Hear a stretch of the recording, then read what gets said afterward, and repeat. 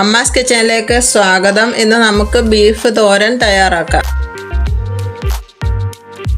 കുറച്ച് ബീഫ് ഉപ്പും മഞ്ഞൾപ്പൊടിയും ചേർത്ത് നല്ലതുപോലെ വേവിച്ചെടുത്തിട്ടുണ്ട്. ഇത് മിക്സിയുടെ ജാറിലിട്ടൊന്ന് പൊടിച്ചെടുക്കാം.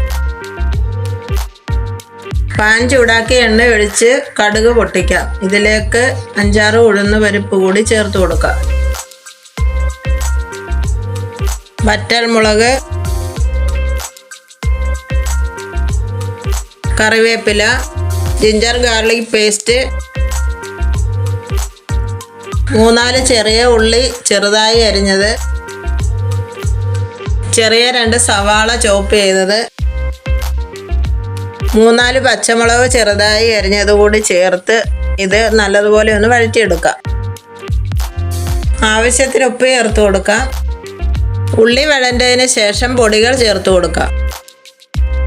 1/4 ടീസ്പൂൺ മഞ്ഞൾപ്പൊടി, 1/2 ടീസ്പൂൺ പെരിഞ്ജീരകപ്പൊടി, 1/4 ടീസ്പൂൺ ഗരം മസാല, 1/4 ടീസ്പൂൺ മുളക് പൊടി, 1 ടീസ്പൂൺ കുരുമുളക് പൊടി.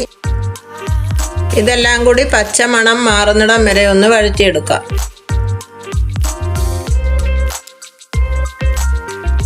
നല്ലതുപോലെ വഴണ്ടിട്ടുണ്ട്. ഇനി ഇതിലേക്ക് ചതച്ച് വെച്ച ബീഫ് ചേർത്ത് കൊടുക്കാം.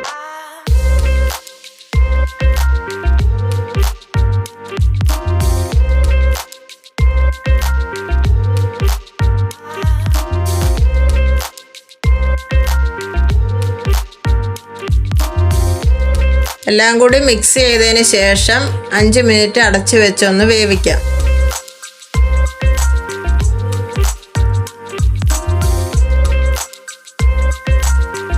5 മിനിറ്റിന് ശേഷം 2 ടേബിൾ സ്പൂൺ തേങ്ങ ചിരകിയത് ചേർത്ത് നല്ലതുപോലെ ഒന്ന് ചിക്കി തോർത്തിയെടുക്കാം.